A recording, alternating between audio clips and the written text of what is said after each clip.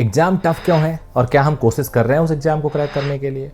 तो देखो यार, एग्ज़ाम टफ़ इसलिए है क्योंकि अच्छी चीज़ आसानी से कैसे मिल सकती है।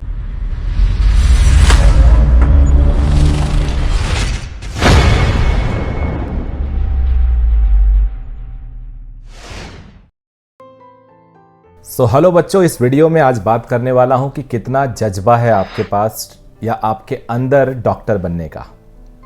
अब जब जज्बा की बात करते हैं तो कहीं ना कहीं आपको एक चैलेंज दिया जा रहा है, कहीं ना कहीं आपको ये बताया जा रहा है कि अगर आपको डॉक्टर बनना है, आपके अंदर से वो फीलिंग है, बचपन से एक सपना है आपका, आपके पेरेंट का या किसी का भी, तो उसको सच करने के लिए कितनी ताकत आप लगा रहे हैं।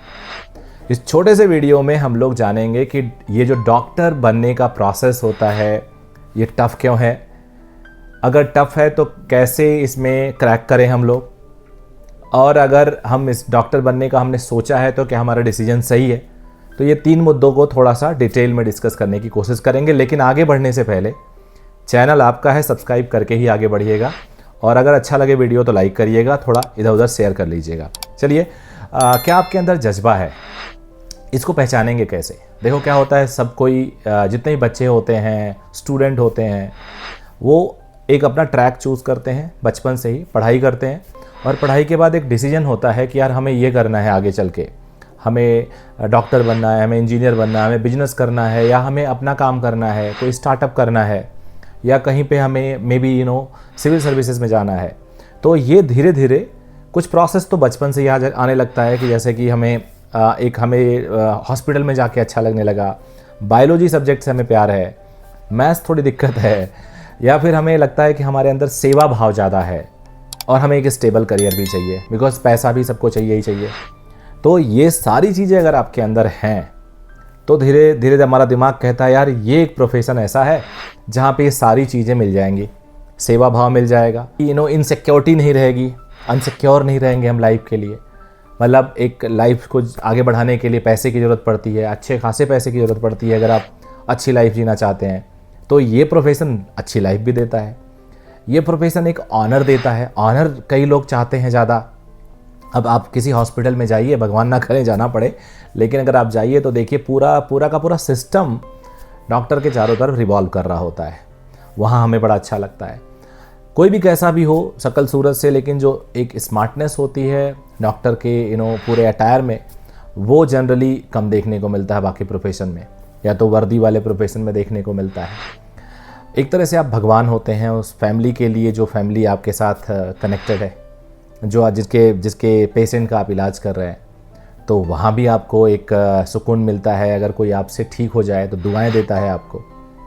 रही बात ये जो आपने एक बार जज्बा निकाल लिया कि ये सारी चीज़ें तो आपके अंदर हैं, अब एग्ज़ाम टफ़ क्यों है और क्या हम कोशिश कर रहे हैं उस एग्ज़ाम को क्रैक करने के लिए। तो देखो यार, एग्ज़ाम टफ़ इसलिए है क्योंकि अच्छी चीज़ आसानी से कैसे मिल सकती है।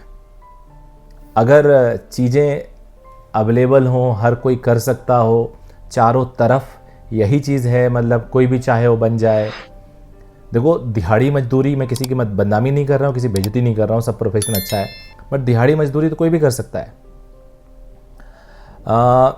ऑटो खरीद के कोई भी चला सकता है, रिक्शा कोई भी चला सकता है, शॉप कोई भी खोल सकता है, लेकिन आप प्रैक्टिस किसी का इलाज नहीं कर सकते। उसके लिए लाइसेंस चाहिए, उसके लिए आपकी नॉलेज चाहिए।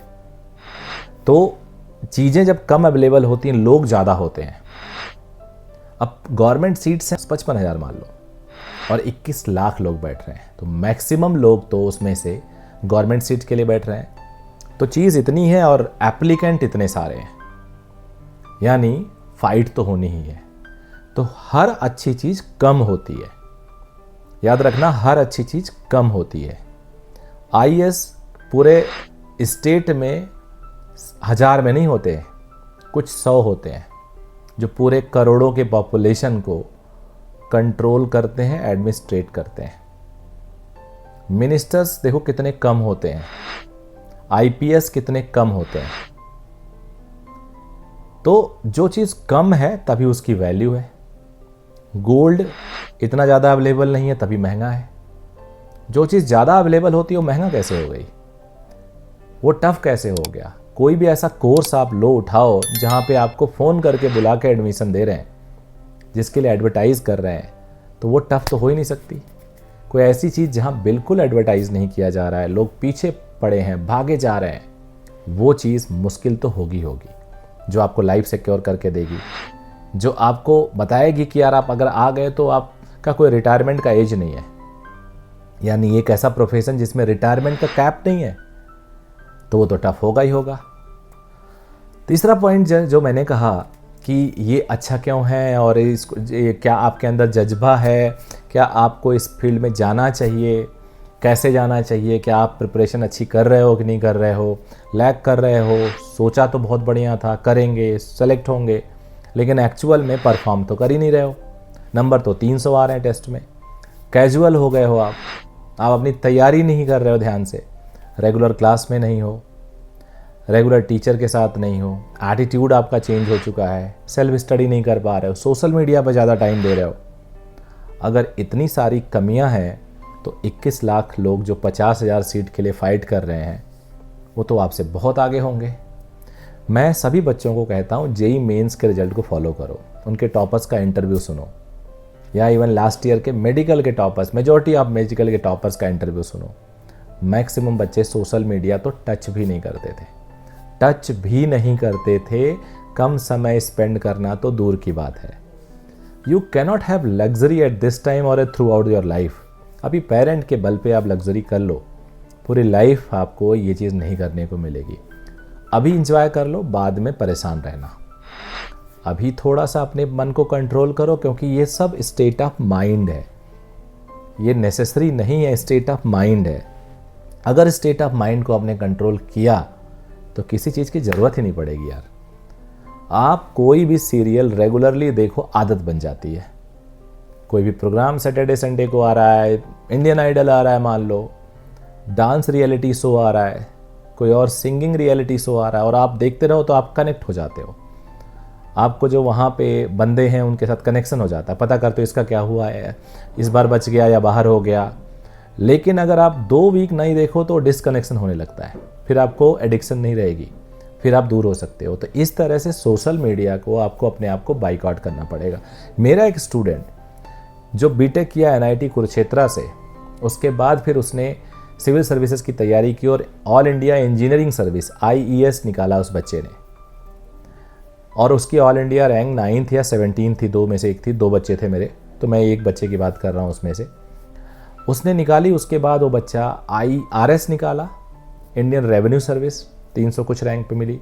फिर उसने इंडियन फॉरेस्ट सर्विस निकाला, इंडियन रेवेन्यू सर्विस में ट्रेनिंग में गया, IFS में हो गया, यूपी का ऑर्डर मिला, फिर IFS में शिफ्ट कर गया वो बच्चा। फिर अल्टीमेटली तीसरी बार उसने IPS निकाला, और IPS अब उसने फाइनली पोस्टिंग ले ली, और इस टाइम दिल्ली में पोस्टेड है, असिस्टेंट कमिश्नर ऑफ पुलिस। उस बंदे को मैं अगर आज मैसेज करता, फ़ोन नहीं करता था कई बार, मुझे पता है बिजी है, तो कई बार उस व्हाट्सएप वो अगले दिन देखता था, सिंगल टिक हुआ करता था। और जबकि वो इंजीनियरिंग सर्विस क्वालिफाई कर गया था, इंडियन रेलवे मिला था उसको। उसके बाद उस बंदे ने IRS IFS निकाला, लाइफ सिक्योर था, पहली बार में सेट हो सकता था, वो नहीं हुआ क्योंकि आगे बढ़ना था, आगे जाना था। तो यही हाल आपके लिए भी है। अगर आप अभी भी सोशल मीडिया को देख रहे हैं, जब आपके पास 79 डेज बचे हैं, तो आपके अंदर वो जज्बा नहीं है। ज़बरदस्ती का कुछ भी बोल दो। मेरे पास हर साल बहुत सारे स्टूडेंट आते हैं, सर हम सेल्फ स्टडी करेंगे, आप देख लेना सर, बहुत अच्छा 180 में 180 लाएंगे, 160 लाएंगे। हमें पता होगा नहीं लाएगा, लेकिन हम क्या कहें, ठीक है करो, ऑल द बेस्ट। रिजल्ट वही होता है, रियलिटी से आप भाग नहीं सकते। तो प्लीज़ सीरियसली तैयारी करिए, एंड आई एम श्योर अगर सीरियसली तैयारी करेंगे तो सिलेक्शन तो रुकेगा ही नहीं आपका, क्योंकि एक ही सीट तो आपको चाहिए, 50,000 थोड़े चाहिए आपको तो एक ही सीट चाहिए, और एक सीट ऊपर वाला आपको देगा।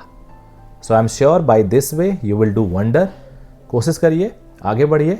मैं इस चैनल पे थोड़े थोड़े आपकी हेल्प करता रहूँगा। Thank you very much. अगर अच्छा लगे तो लाइक करिएगा। Bye bye, take care.